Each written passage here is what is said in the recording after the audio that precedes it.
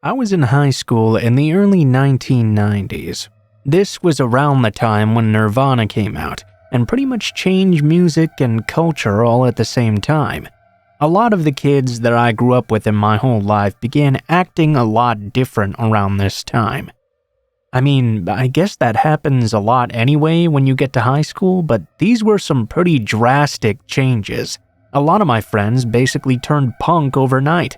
It was quite odd to see a guy who was one day a prep come to school the next day with a big mohawk. But yeah, that was the last time I recall where culture just completely changed overnight. It wasn't just people changing their looks and stuff though. A lot of people drastically changed the way they acted too. I mean, I really didn't change a whole lot myself, but I did begin hanging out with some different people, and a few of my own friends changed quite a lot as well. One of my best friends throughout my entire life had been a guy named Josh. Josh and I had been friends since maybe the 3rd or 4th grade. He was not really a nerd, nor a jock, nor anything else really. He was just a guy, really light blonde hair and blue eyes. Like me, he didn't really do a lot of extracurricular activities. We'd mostly just hang out, play Nintendo, and do things like that. Josh changed a whole lot though when we were sophomores in high school. The first really notable thing he did is that he dyed his hair jet black. It was hard to get used to because his hair had been really light color before he changed it. He also began dressing a lot differently as well. He was like me, a t-shirts and jeans guy up until that point. He began dressing though like his entire wardrobe had come completely from Hot Topic or something. He also started to get several facial piercings, which I assumed were against his parents' wishes. Josh also started listening to differing music. He would always comb through the music store shelves trying to find CDs by bands that no one knew.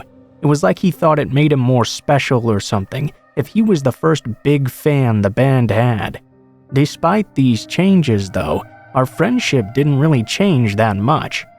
I mean, he did start hanging out with other people somewhat. Generally, whoever had a car and some money, he would be in their car and cruising around with them. But he never stopped hanging out with me. We still got together all the time. We'd just play video games and talk about stuff like nothing had ever changed. One night, he showed at my house pretty late at night though. My parents had already gone to bed, and he normally would never show up that late. I was up though, so I let him in. He seemed really distressed about something, so we went into my room to talk for a bit. I noticed one of his arms was all bandaged up, but I didn't ask anything about it at first. I was worried he was high on something due to the strange way he was acting. I don't remember most of what we talked about, but when I noticed that he was now bleeding beneath his bandages, I asked him if someone had hurt him. He immediately told me that no one had. But when I asked him if he'd hurt himself then, he was all too eager to tell me. Taking off his jacket, he showed me the fresh bandages that were absolutely bleeding underneath. He asked if I wanted to see his injury. I didn't really know how to respond to that. I just told him that I didn't think it was a very good idea for him to take those bandages off. It was obvious that he was bleeding profusely, and removing those bandages could just make it that much worse. He did not listen to me though. Josh started unwrapping the bandages of his arm, and when he did, I was shocked at what I had seen. His arm was crisscrossed with straight razor cuts. I mean, they looked almost like hashtags, so I knew they had to have been deliberate. That's the moment I knew that either he had been cutting himself or he had someone else cutting his arm for him. Either way, I was very disturbed. I asked him about it, and he told me that he had been cutting himself a lot lately. He told me it was a rushed feeling to do it, and he'd felt flat emotionally a lot lately. Cutting himself sort of brought him out of that. I didn't want to judge him or betray his trust in telling me this, so it wasn't like I was going to tell anyone. I did encourage him though to clean the wounds. He could get an infection if he just left them like that. I told him I had a first aid kit and could give him some bandages too. I went to that kit while worrying about my friend. When I came back to the room, he was still sitting there on the floor in the dim light. I got ready to help him and reached forward to grab his arm. Then though, Josh reached out quickly and slashed me all the way down the forearm with a razor blade I hadn't even noticed was there. It was so sudden I didn't even feel the pain at first. I was more shocked that he had done it at all. I looked at Josh right in his face. He had this weird little smile on his lips and a strange look of happiness in his eyes. That look very quickly deflated. Before I could get up or react in any way, Josh got up and sprinted out of my house. It was a really freaky moment. I wasn't sure what to do, but I had to get my parents up to take me to the hospital. I didn't know if the blade Josh had used was clean, and it was a pretty deep cut as well. I didn't want to take any chances. What I didn't do, however, is tell anyone what he had done to me. Josh avoided me for a long time after that. It wasn't until a very, very long time after where the two of us talked. He told me he had only cut me because he wanted me to feel the rush he felt when he cut himself. When he realized he had badly scared me though, it freaked him out and he ran out of the house. He was too scared to confront me after, thinking I was very upset with him. I don't hold any ill will for it, but I'll never forget that moment of fear when he grabbed my arm and just slashed me open like that.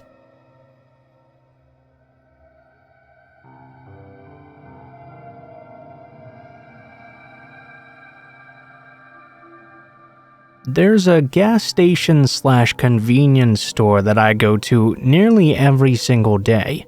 I walk there, so I do it not really to get anything, but because it's a pretty good midday walk to get a bit of exercise.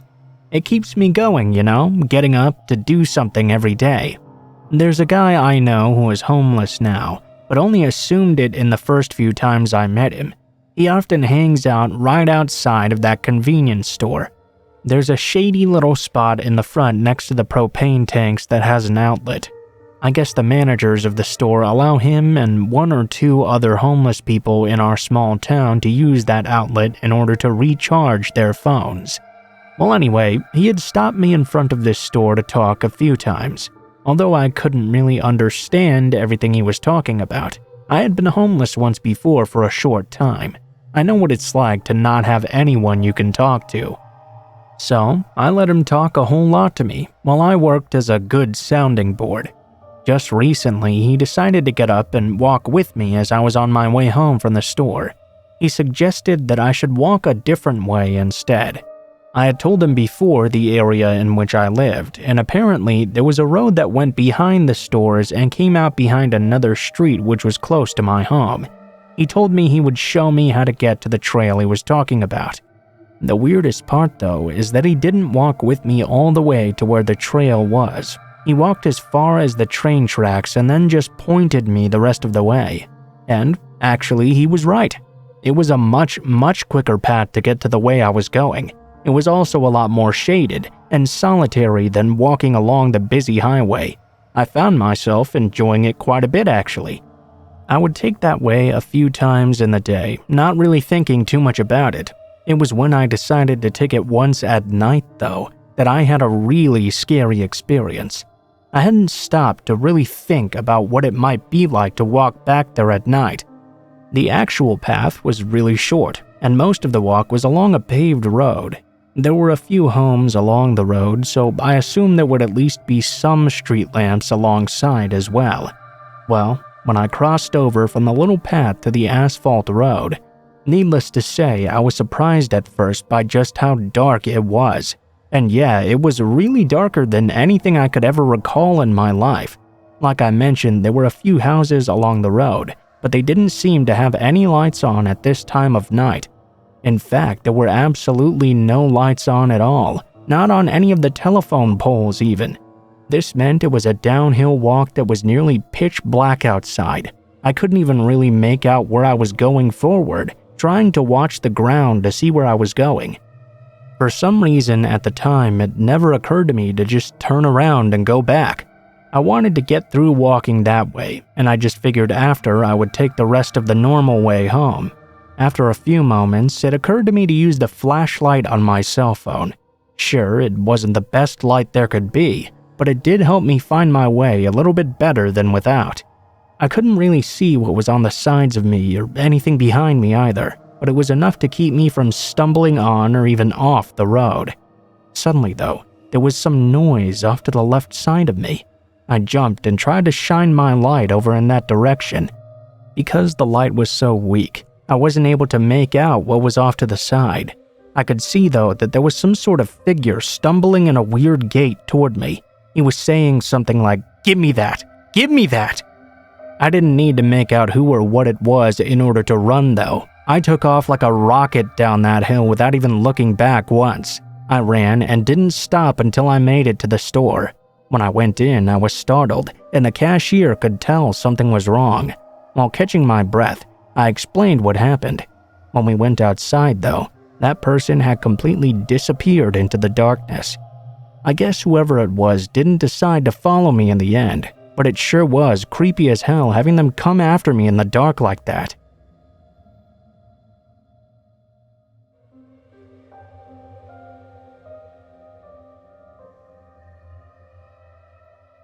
I should start this by telling you that I don't defend the way that my friends and I behaved when this all happened, but that still doesn't make this story any less scary to me at all. When I was growing up, we lived right on the edge of the rural side of town. We didn't really live out in what I'd consider living in the country, but we did live quite far out of town on a gravel road, so it seemed rural to me. There was this older man who lived just down the road from us. I don't really remember what his name was, but we called him Mr. Crabapple at the time. I highly doubt that was his actual name, though. He did have some fruit trees in his backyard, but as far as I can remember, none of them were actually crabapple trees. We might have just called him that because he was a grumpy old man, and we were all annoying-ass children. I had to have been around 10 years old when this happened. In the fall, normally after school, a lot of us kids on the street would be playing outside. Inevitably, we would go and try to steal some fruit off of his trees. It was at the time of year they would be ripe and ready to pick. This was not a week after we started back at school. We hadn't really bugged the old man at all during the summertime, so we went and wanted to go and steal some fruit off his trees. Normally, we would get him to chase one of us away from his porch so we could all sneak into the backyard and take some of the fruit. A friend of mine went up to the porch and knocked on his door. When he answered, the kid began mocking him, which is what we did to get him angry. He got real mad and came outside and began chasing the kid around. Of course, the job of the decoy kid was to lead him far away from the house. Boy, did he do his job real well. The rest of us ran into the backyard. Well, apparently, we had done this way too many times and he had caught on. While we were in his backyard trying to get the fruit, I felt someone grab me really forcefully on the arm. I screamed, and when I did, all of the other kids turned around. We all noticed the old guy had grabbed me from behind and began pulling me towards his house. Of course, kids being kids, rather than any of them try and help me out, they just scattered and ran away. The man dragged me into his home and slammed the back door behind him. He then took me and threw me down a flight of stairs into his basement. I then heard him lock the door. I was terrified. Only 10 years old, I wondered what was going to happen to me. I wondered if my friends would go and tell my parents, or if they'd just run home and pretend like nothing happened so they wouldn't get in trouble. It was hard to know exactly how kids like us were going to behave. I was not only in this man's basement all by myself, it was more of a cellar, and it was extremely dark and dank. It was so terrifying to be in there all alone, listening to that man pacing around above me. Who knows what he was planning for me? It took a while, and I don't really know how long I was down there in the basement. It felt like quite a long time. I had cried quite a bit because I was so scared. I finally heard a knocking on the door. There was some arguing that I heard as well. I was still scared, not really knowing what was going on. I then heard the door unlock and watched it open. My dad was up at the top of the stairs. He told me to come up and that we were now going home. I ran up the stairs to him quickly. He picked me up and we left the house. Although my dad was mad at me for tormenting the old guy, he also felt that throwing me into his basement and terrifying me like that was way too much. Turns out one of my friends had gone to my parents' house and told them, but only after his own parents made him do it. That was why I was in that basement for such a long time. I did get punished for what I did, but I never ever bothered that man again.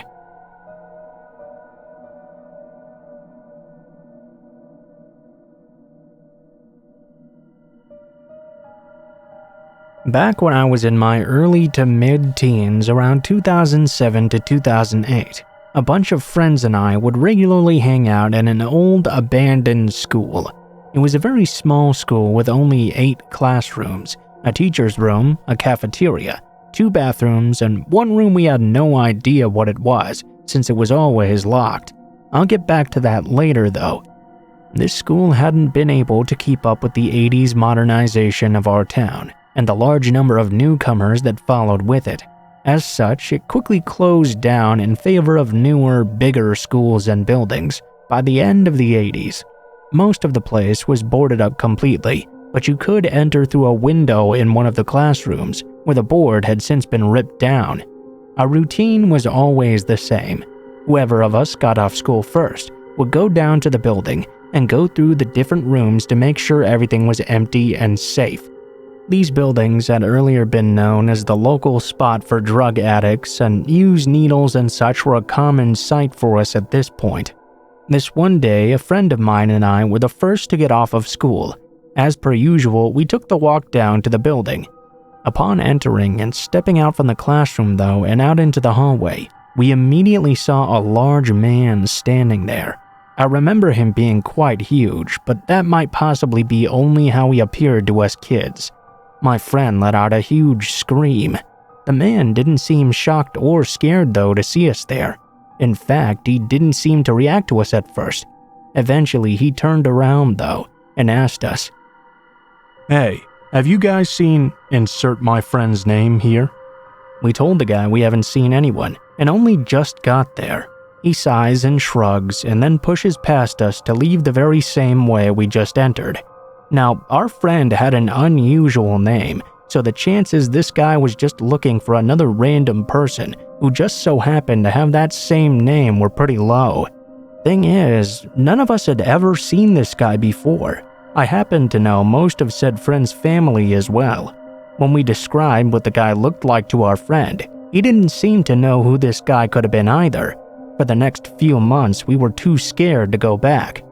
When we did return about 3 to 4 months later, it was in the middle of summer vacation. We thought it would be fun to climb up on the roof of the building and sunbathe.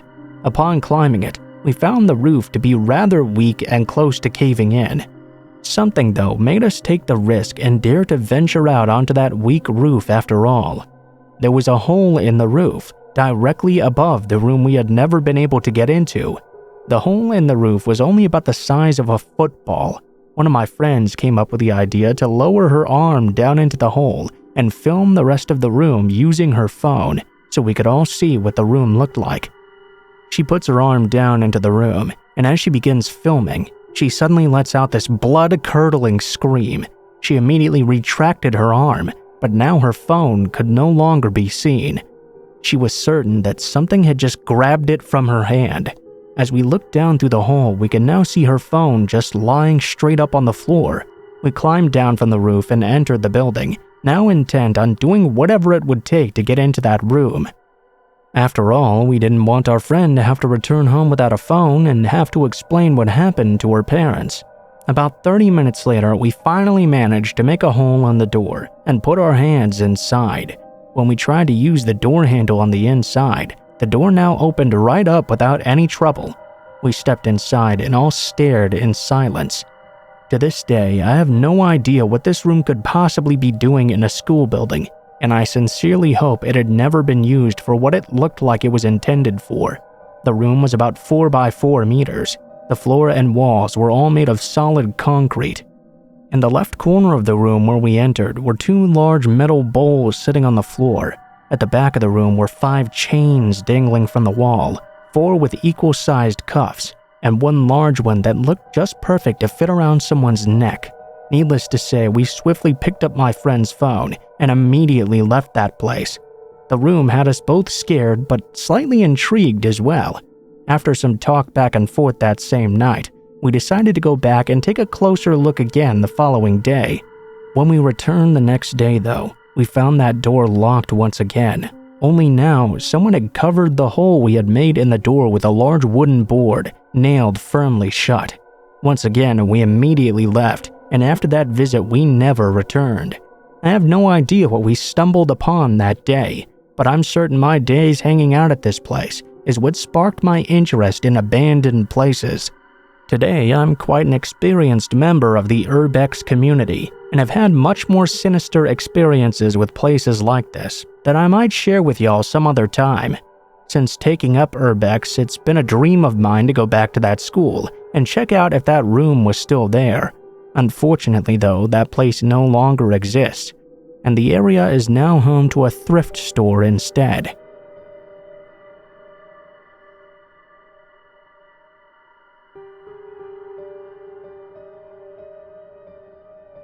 These events occurred 2 summers ago in the Grand Teton area. My boyfriend at the time, now husband, so let's call him H, was an avid outdoorsman and also served in the military. I was an ecology major and wanted to spend some more time outdoors, so he decided to take me on my first backpack, just the 2 of us. For those who aren't familiar, the Grand Tetons are well known for their wildlife, specifically grizzly bears. My only experience with bears up to this point was watching a little black bear cross the road from the safety of my car. Seeing grizzly country signs around every corner wasn't exactly doing much to calm down my nerves. The first incident. My boyfriend looked quite a lot like Indiana Jones with his machete hanging from his belt, large knives attached to each side of his pack, and bear spray strapped to his waist. You get the picture. The beginning of our 25-mile journey was all uphill. When in bear country, you're actually supposed to make noise so as to not startle the wildlife by accidentally sneaking up on it. As you can imagine, going up a steep hill while carrying a 40-pound pack makes it quite difficult to make idle conversation. We were about an hour in and almost to the very top of the ascent. I noticed that the woods around us had gone completely silent, save for the rushing stream that was to the left of our trail. Silent woods are never a good sign. This usually indicates predators nearby. At this point, I was in front of my boyfriend, and we were about to crest up the hill. For about 20 minutes, we had not said a single word to each other, having been way too tired to speak. We noticed the silence at the same time, and gave each other knowing glances. I came up over the top of the hill and immediately froze. Sitting not 10 feet in front of me, right in the middle of the trail, was a grizzly bear. My husband wasn't aware yet, as he was behind me. I did the first thing I could think of.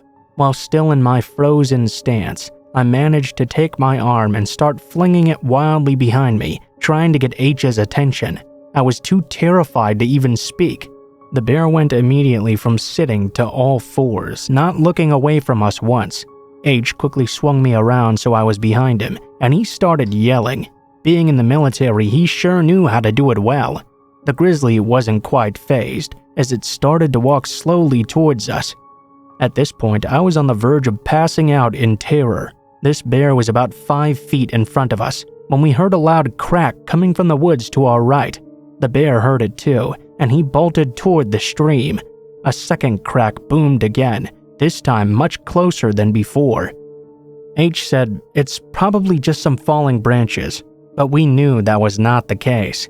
At this point, we were walking quickly up the trail in an attempt to create some distance from that grizzly, and those strange noises as well. I could feel the hairs on the back of my neck stand straight up, and at that very same moment, H stopped moving in front of me. He turned around to look at me, and I turned to look behind me. To this day, we're not sure what exactly we saw. Back where we had just been standing was this large black-brown mass. It looked to be 3 times bigger than that already large grizzly we had seen just a few moments before. Its back was facing us. Then it stood on its back legs. It looked similar to that bear we'd just seen, but something about it was different.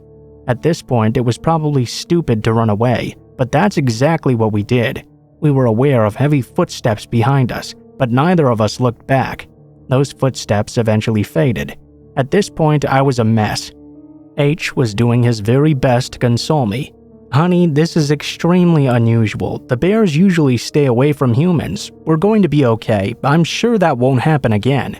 That was enough to convince me to continue on the backpack. Not an hour later, though, We reached a clearing where we decided to take a rest and eat a snack. About a minute after we sat down, I noticed bushes moving in a line toward the clearing towards us. Out of the brush came this adolescent grizzly, who looked just as spooked as I'm sure we did. He came straight for us. H, being the crazy nut that he is, decided to charge back at the bear while screaming, bear spray at the ready. That did the trick though. The bear got scared and ran off. All I could think to myself was just my luck, but that wasn't even close to what happened on the second night. Second night. Before we began our backpack, we had let the ranger station know which trails and route we planned to take. With this information, they usually send a ranger on horseback at some point during the backpack to make sure that everything is okay. There weren't many approved trails for us to choose from, and it was just our luck that they were the most difficult ones as well. Apparently, over the 3 days we were on those trails, we had been the sole hikers there. We didn't see a single other person once we were en route. Anyhow, I guess we missed the ranger who came to check on us. We had been following hoof prints the entire second day, and we hadn't seen any the day before. I had some foot problems, so we spent valuable daylight trying to adjust my boot, laces, and socks to compensate for the pain. When we started on the trail again, we had maybe an hour or two of daylight left, and in the woods, it gets dark real fast. I was exhausted now. It was already dark out, and H was the only one with a working headlamp. Mine wouldn't even turn on anymore for some reason. We needed to find somewhere to set up camp for the night, as we still needed to eat as well. It was freezing, and the wind was blowing quite fiercely. It was creating a howling sound as it rushed through the trees, which made it difficult to hear H or discern any other sounds coming out from the woods. After another hour of hiking through the dark, we finally found a clearing. Well, I guess it was more like a bowl. It looked to be 200 meters in diameter, with the sides being 10 meters down from the trail to the bottom of the clearing. This place was strange. We both felt it, though he didn't tell me how freaked out he was till after we had left. There was no moonlight, so all we had was the illumination from his headlamp, our small camp stove, and the flashlight I fished from my backpack. Half of the trees were dead and fallen just in the bowl. The vegetation everywhere else was quite dense. To help alleviate my anxiousness, he started playing Ninja Sex Party out of his portable speaker. This didn't help much though. It echoed off the trees, creating a dissonance of sounds. He also thought this loud noise would ward off any predators nearby though. This is when we knew our anxiousness was not just paranoia. The silence was back. There hadn't been a single bird chirp since we arrived at the clearing. It also may have had to do with the obnoxious music, but because of our previous experience, we decided to turn it off and head into the tent.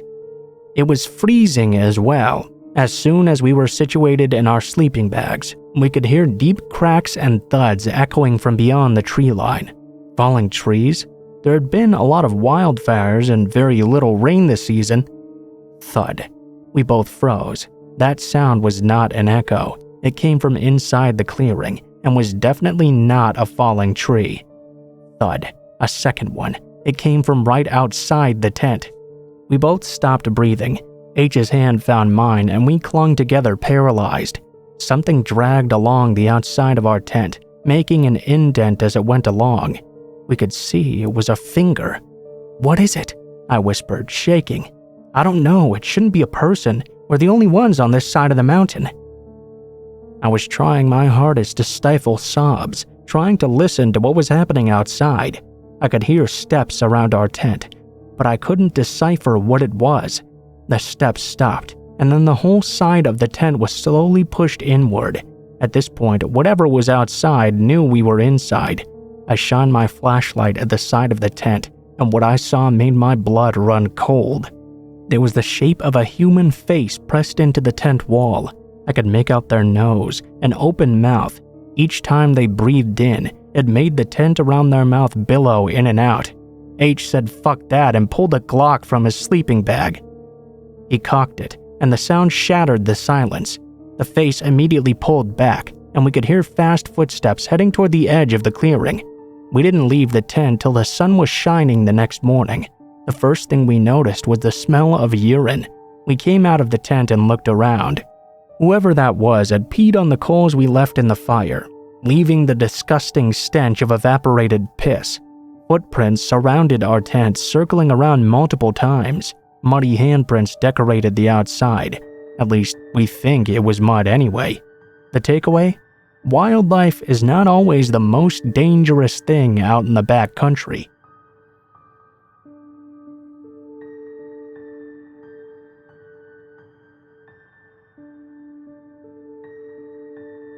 When I was 17, I worked in a large mall at Vans.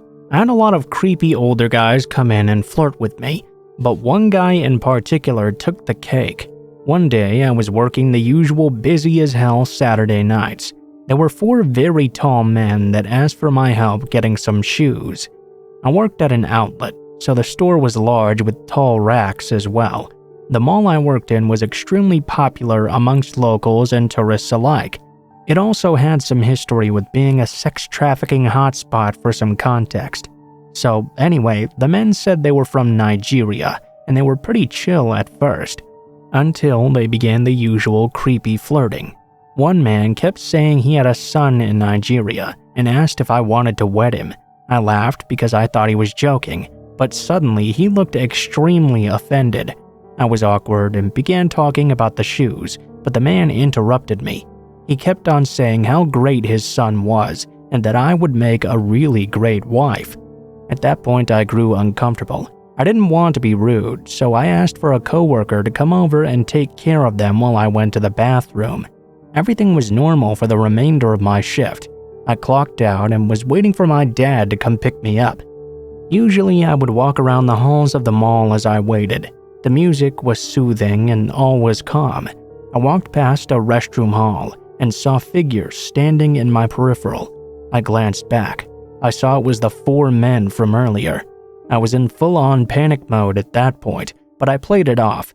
I smiled at them softly and kept on walking so they didn't think I was being rude. Sure enough though, they began to follow me immediately. I picked up my pace, hoping to find other people walking around, but there was not a single other person. I was speed walking at this point, but the guys were now matching pace with me. My thought was to just go to the bathroom so I could try and lose them. I entered the next restroom hall. After going through a few corners, I walked slowly, thinking I must have lost them. Soon after though, I could hear pounding footsteps in a hurry. I looked back, and they were now sprinting at me. I didn't think the bathroom would stop them anymore. I started screaming for help. I ran straight for the employee corridors of the mall. Luckily, right when I got through those doors, a security guard met me right on the other side. I bumped right into him, and I'd never felt more relieved in my life. The men immediately took off the other way. The guard let me stay in his office until my dad came. Thank God for that nice guard. If he hadn't been there, I wouldn't be writing this right now.